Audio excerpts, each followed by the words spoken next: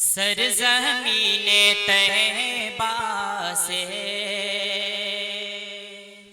इश्क़ वाले आना है। सरज़मीने तैबा से इश्क़ वाले आना है।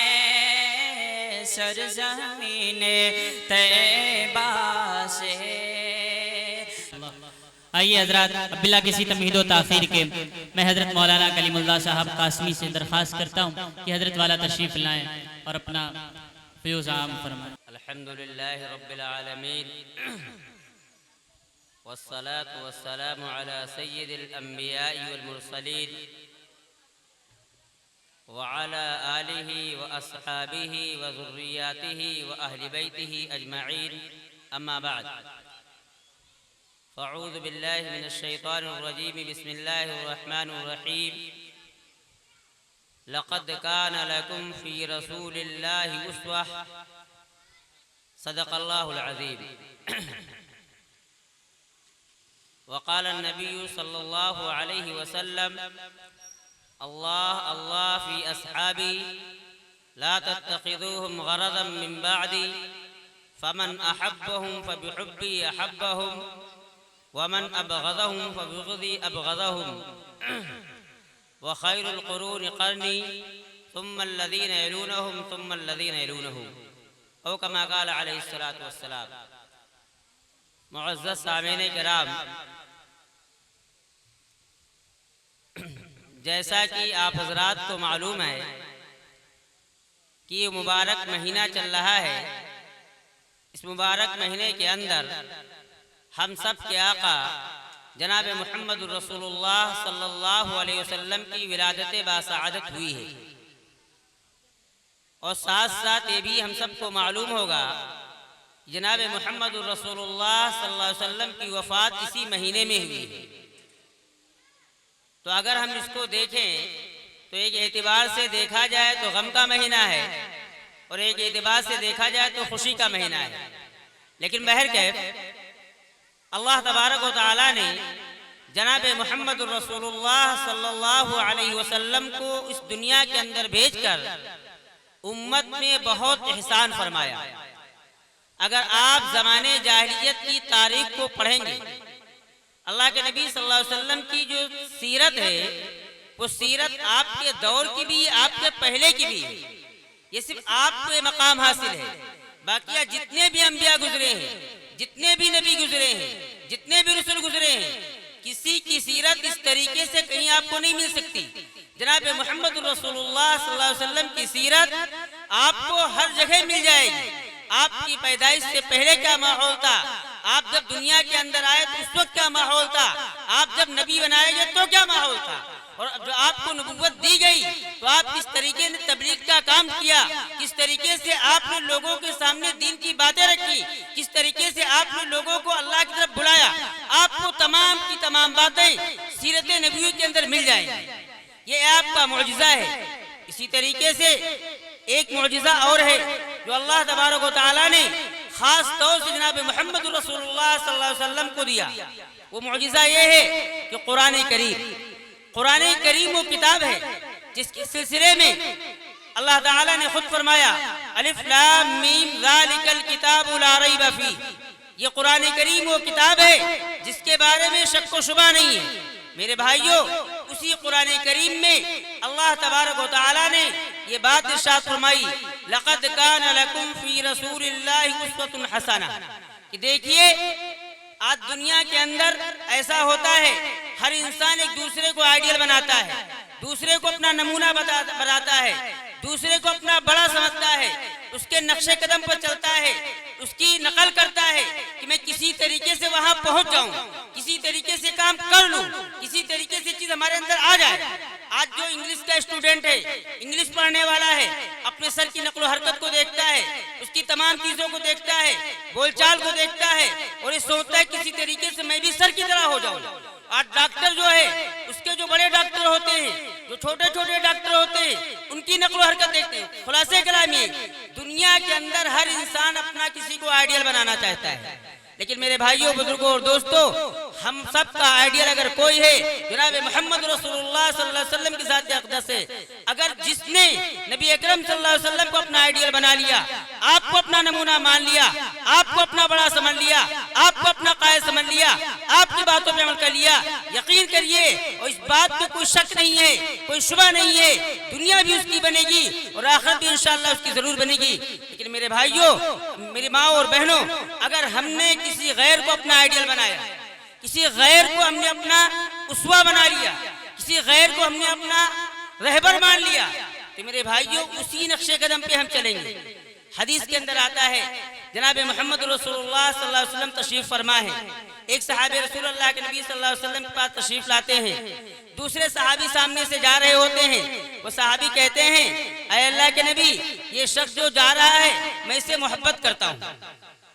अल्लाह के नबी जनाब मोहम्मद रसूलुल्लाह सल्लल्लाहु अलैहि वसल्लम ने कहा, ये बताओ क्या उसको मालूम है कि तुम उससे मोहब्बत करते हो?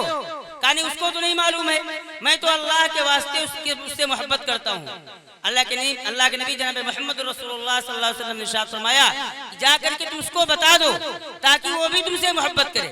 पता ये चला कि अगर हम किसी को मानते हो तो हर एतबार से माने, सामने वाला समझ रहा हो कि हमारी इज्जत कर रहा है, हमको ये मान रहा है, जब जिसको मालूम होगा तो हमारी भी इज्जत करेगा। बहरकैफ कुरान करीम के अंदर अल्लाह ताला ने नबी अकरम सल्लल्लाहु अलैहि वसल्लम की जिंदगी को, आपकी उसवा को आइडियल बता दिया। अब पूरी उम्मत की जिम्मेदारी है, तमाम मुसलमानों की जिम्मेदारी है कि हम नबी अकरम सल्लल्लाहु अलैहि वसल्लम को अपना आइडियल माने। अब हम आपको अपना आइडियल मानेंगे कैसे? सवाल ये है भाई, हर इंसान चाहता है कि जो हम चाहें वो हो, वही सही है। ऐसा तो नहीं हो सकता है कि हम कहे वो भी सही, आप कहे वो भी सही, वो कहे वो भी सही। सही वही होगा जो कुरान के अंदर होगा, हदीस के अंदर होगा, सहाबे किराम ने किया होगा, औलिया इज़ाम ने किया होगा, दीगर मुहद्दिसीन ने, मुफक्किरीन ने इन चीज़ों को किया होगा, वही सही हो सकता है। तो अब उनके लिए हमें उनको पढ़ना पड़ेगा। अगर पढ़ने का टाइम नहीं है तो उनसे लगाव रखना पड़ेगा, उनसे मिलना पड़ेगा। जो पढ़े लिखे लोग हैं, आपके पास कोई मसला आए, आपके पास कोई बात आए, आपके पास कोई ऐसी चीज आ जाए जो आपसे हल ना हो रही हो और शरीयत उसमें क्या कहती है आपको मालूम ना हो, तो आप महल्ले के इमाम साहब से, आप अपने आलिम साहब से, इसी तरीके से दीगर लोगों से पूछिए। ये जरूरी नहीं है कि आप उन्हीं से पूछिए। आपको जिस पे भरोसा हो, आप जिस पे एतमाद करते हो, आपको ये लगता है कि आदमी हक बोलता है, सच बोलता है, अच्छी बात करता है, कुरान की बात करता है, हदीस की बात करता है, आप उसको अपना आइडियल बना लीजिए। आप जब उसको आइडियल बनाएंगे तो धीरे धीरे नबी अकरम सल्लल्लाहु अलैहि वसल्लम को आइडियल बना सकते हैं। क्यों?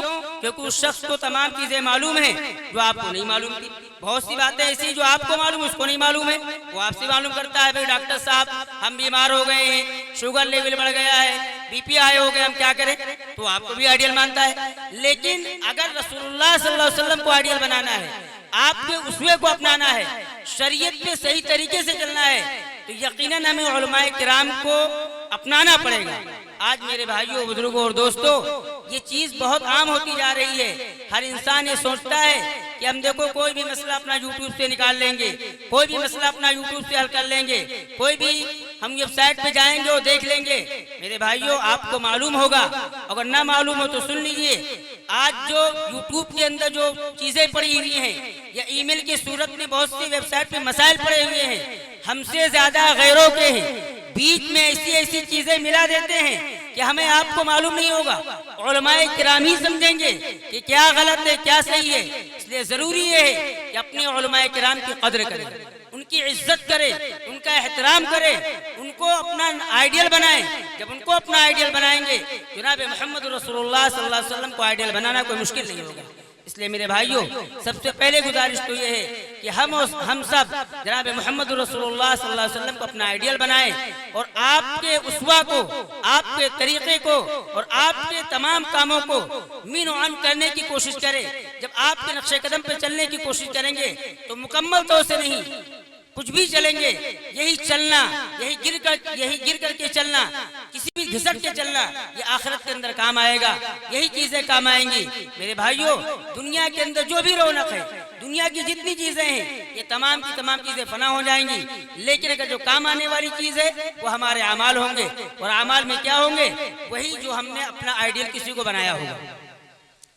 उसके बाद मैंने आपके सामने एक हदीस मुबारक तिलावत फरमाई थी।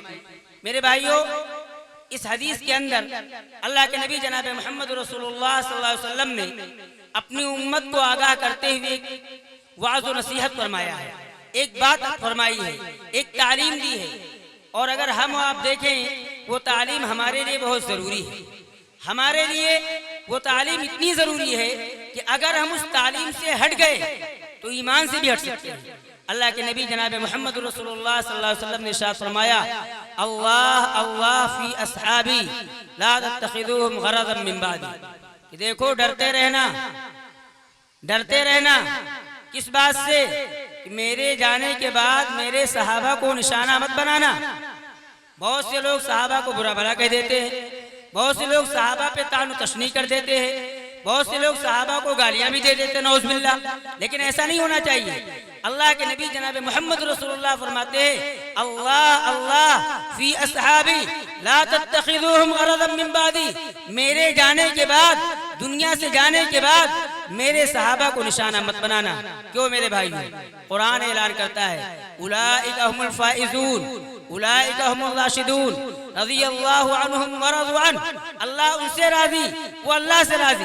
अब अगर हमारे दिमाग में कोई बात ना आए, हम सहाबा के ऊपर कीचड़ उठाने लगे, कितनी बुरी बात है। अल्लाह के नबी सल्लल्लाहु अलैहि वसल्लम ने पेशेनगोई के तौर पर फरमाया था, ला तत्तखिदूहुम गरज़न मिन बादी। आगे आपने फरमाया, फमन अहब्बहुम फबिहुब्बी अहब्बहु।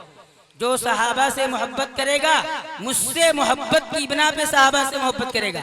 पता ये चला, अगर हम सहाबा से मोहब्बत करते हैं तो नबी से इश्क व प्यार है। अगर सहाबा से बुग़्ज़ व अदावत है तो मेरे भाइयों, बुजुर्गों और दोस्तों, नबी से प्यार नहीं है, नबी से मोहब्बत नहीं है। इसलिए नबी तक पहुंचने के लिए, नबी तक हम कैसे पहुंचेंगे? वहां तक पहुंचने के लिए सहाबा का होना जरूरी है।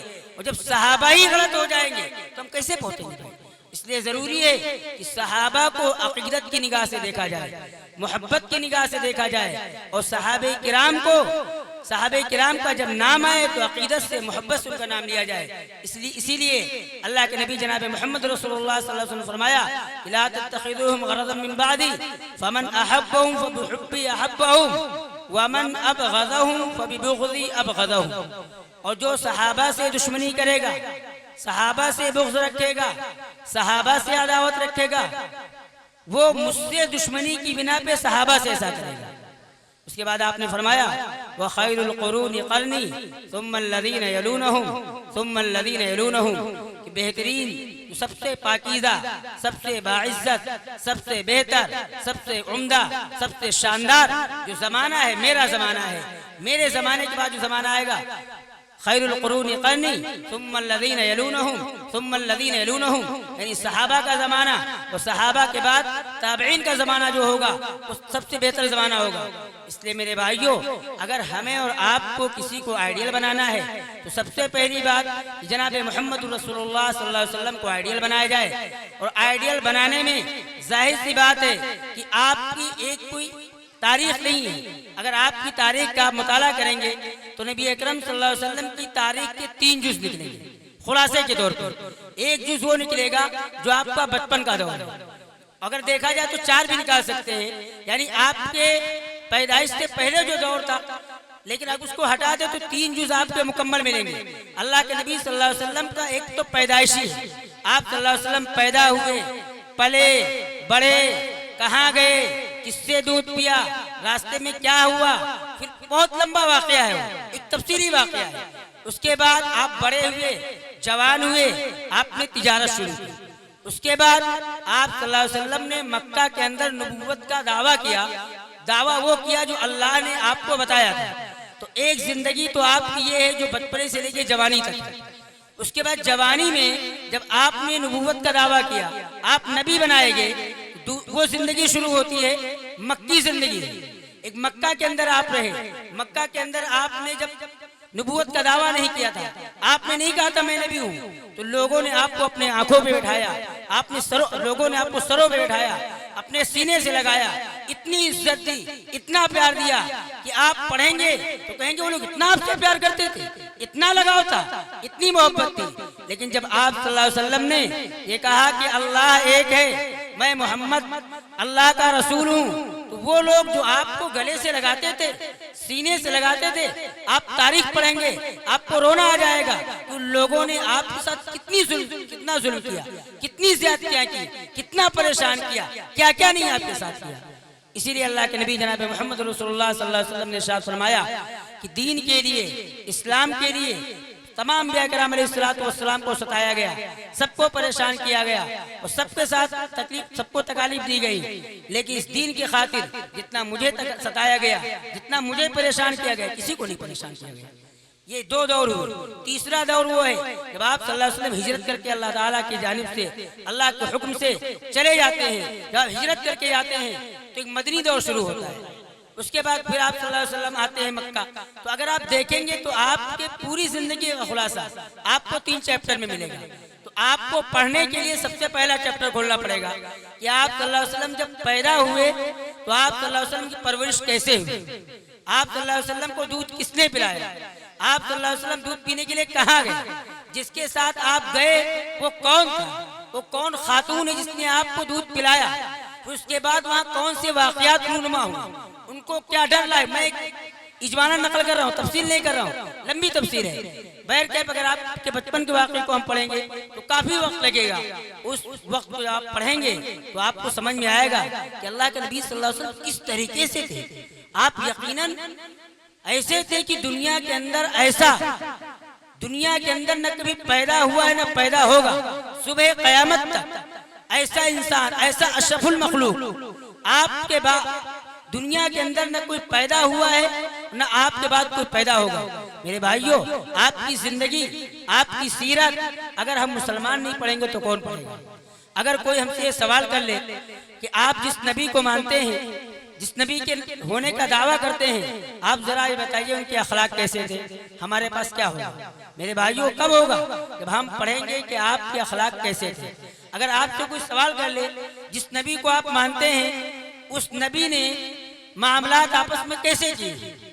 हर इंसान एक दूसरे से मामला करता है, हर इंसान एक दूसरे से बड़ोशरा, खरीदो फरोख्त करता है, लेनो देन करता है, कोई उधार देता है, कोई नकद देता है, कोई किसी एतबार से आपस में ताल्लुकात खराब भी हो जाते हैं, कभी ताल्लुकात हमवार भी रहते हैं, अच्छे भी रहते हैं। लेकिन मेरे भाइयों, ये अल्लाह के नबी सल्लल्लाहु अलैहि वसल्लम ने कैसे किया है, कब पता चल? जब आप पढ़ेंगे। पूरा एक बाब है सीरत नबी का। आप एक चैप्टर खोलिए, पढ़ते रहिए, पढ़ते रहिए, पढ़ते रहिए, वो चैप्टर आपका खत्म हो जाए, दूसरा चैप्टर खोल लीजिए। बहुत से लोग कहते हैं पढ़ते तो बहुत है मौलाना साहब, याद नहीं रहता है। उनसे गुजारिश ये है, आप पढ़ेंगे याद तो नहीं रहेगा, बात सही है, किसी को नहीं याद रहता है। लेकिन जब आपके सामने को बयान करेगा, आपके सामने वो वाकया नकल करेगा, अब हाँ आपको सही कह रहे, मैंने पढ़ा था, ये किताब मैंने हदीस में पढ़ा, इस हदीस में पढ़ी है, कुरान की तफसीर में पढ़ी है, या सीरत में, ये फायदा होता है पढ़ने का। तो जितना पढ़ेंगे आपको उतना इल्म होगा। और दूसरी बात ये है, नबी की सीरत जब हमारे पास होगी तो हम कहीं भी बबांगे दोहर ये ऐलान कर सकते हैं, लोगों के सामने बता सकते हैं कि देखो मेरे नबी पे ऊंचे से ऊपर से नीचे तक, दाएं से बाएं तक कहीं कोई कमी नहीं है, कोई कजी नहीं है। मैंने आपकी सीरत मुकम्मल तौर से पढ़ी है, आपकी सीरत में कहीं पे कमी नजर नहीं। देखिए मेरे भाइयों, आज लोग आपकी सीरत को पढ़कर, कुरान करीम का मुताला करके दुनिया के अंदर बेशुमार लोग इस्लाम के अंदर दाखिल हो रहे हैं, बेशुमार लोग इस्लाम कबूल कर रहे हैं। पहले इस्लाम से इतना दूर थे, इतना दूर थे कि इस्लाम का नाम लेते जैसे उनके सामने कोई लेता था खून खौल जाता था, उनका दिमाग गर्म हो जाता था। लेकिन उन लोगों ने जब कुरान पे तहकीक शुरू किया, कुरान को पढ़ना शुरू किया, नबी अकरम सल्लल्लाहु अलैहि वसल्लम को पढ़ना शुरू किया, आपकी सीरत को पढ़ा, तो समझे कि वाकई में कुरान क्या किताब है। इनके नबी कैसे थे, इतने अच्छे थे, इतने भोले थे, इतने मुअज्जम थे, इतने मुहतरम थे, हम तो समझे ही नहीं थे, हमको तो गैरों ने और समझाया था। इसलिए मेरे भाइयों, एक दरखास्त यही है कि आप लोग अपना आइडियल जनाब मोहम्मद रसूलुल्लाह सल्लल्लाहु अलैहि वसल्लम को बनाइए। और आइडियल बनाने के लिए ज़रूरी है कि आपको अपने इमाम से, अपने आलिम से, अपने मुफ्ती से, अपने जो भी आपके महल्ले में हो उससे आपको राब्ता रखना पड़ेगा, आपको पूछना पड़ेगा। उसको जब आइडियल मानेंगे तो आप अल्लाह के नबी जनाब मोहम्मद रसूलुल्लाह सल्लल्लाहु अलैहि वसल्लम तक पहुँच जाएंगे। दूसरी गुजारिश ये है कि सीरत की किताबों का मुताला करें। इस दौर के अंदर सीरत की किताब हिंदी में, इंग्लिश में, उर्दू में, अरबी में, दुनिया की हर जुबान में जो आपको आती हो उसमें आप किताब खरीदें, थोड़ा थोड़ा पढ़ें, धीरे धीरे पढ़ेंगे इंशाअल्लाह तो आप पूरी सीरत पढ़ लेंगे। तो मेरे भाइयों, एक तो सीरत का मुताला करें, दूसरी बात नबी अकरम सल्लल्लाहु अलैहि वसल्लम को अपना आइडियल माने। वक्त जो मुझे दिया गया था वक्त मेरा पूरा हो गया है। एक चीज़ और कहनी है, इससे पहले जब प्रोग्राम हुआ था तो हजरत मोहम्मद इलाही हुसैन साहब ने कहा था कि प्रोग्राम जो हुआ है प्रोग्राम बंद नहीं होना चाहिए। शायद आप लोगों को याद हो, मुझे तो अच्छे से याद है, बल्कि आप लोग प्रोग्राम इससे आला पैमाने पे करें। हो सकता हो हजरत ने जिस वक्त जुमला कहा बहुत ही मकबूलियत की घड़ी थी, अल्लाह ने कबूल फरमा लिया। आज आपके सामने कल प्रोग्राम कहाँ हुआ था, आज कहाँ हो रहा है। आने वाले दिन में अल्लाह ताला चाहेगा इसको और मेयारी बनाएगा। देखिए आप लोग इसमें जो पैसे सर्व करते हैं, अपना वक्त देते हैं, कुर्बानियां देते हैं, ये एक पैसा ना आपका ज़ाया हो रहा है, ना आपका वक्त ज़ाया हो रहा है, ना आपकी मेहनतें ज़ाया हो रही, आपको इस पे सवाब मिलेगा। क्यों? उसकी वजह यह है, यहाँ 10 लोग बैठे हुए हैं, किसी मुकर्रिर ने कोई एक बात बड़े सलीके से कह दी, उसके दिल में लग गई, उसने उस पर अमल कर लिया, उसकी आखिरत बन गई कि नहीं बनी। और ये इंतजाम करने वाले पूरे महल्ले के लोग हैं, पूरे सोसाइटी के, पूरे कॉलोनी के लोग हैं, इंतजाम करने वाले सब लोग हैं। उन्हीं पैसों से उस इंसान की जिंदगी बनी गई, उसकी दुनिया आखिरत दोनों बनी गई, तो भाई सवाब नहीं मिलेगा। क्यों? इसलिए कि हम उसकी आखिरत बनाने में काम आए ना। तो ये अगर कोई सोचे कि भाई देखिए फालतू काम है, फजूल वक्त, ऐसी चीज नहीं है। नबी अकरम सल्लल्लाहु अलैहि वसल्लम का तस्करा करना, ख्वाह हम्द की शक्ल में हो, नात की शक्ल में हो, या इसी तरीके से तकरीर की शक्ल में हो, आपका तस्करा करना सवाब का काम है, सवाब का काम हो रहा है, सवाब की मजलिस है। बैठ के मैंने जो 2 गुजारिशें आप लोगों से की हैं, अल्लाह ताला की ज़ात से उम्मीद है कि अल्लाह ताला आप लोगों को, हम सबको कहने उस पर अमल करने की तौफीक नसीब फरमाए। वमा अलैना इल्लल बलाग।